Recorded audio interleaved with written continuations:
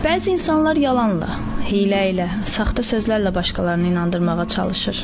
Gözəl sözlər söyləyərək, saxta bir maska taxıb, kimisə aldada biləcəyini düşünür. Amma unutma, aldanan sadəcə özləridir. Çünki həqiqət gec-tez ortaya çıxacaq. Haqlısınız. İnsanları aldadanlar qalib gəldiklərini sanırlar. Amma əslində, axıra kimi uduzan özləridir. Bəli, güvəni itirmək ən böyük iflasdır. Bir insan bir dəfə aldandığında üzülər. Amma aldadan hər gün vicdanı ilə mübarizə etmək məcburiyyətindədir. Belələrinə qarşı diqqətli olmaq lazımdır. Sözləri bəzəkli ola bilər. Amma qəlbləri necədir?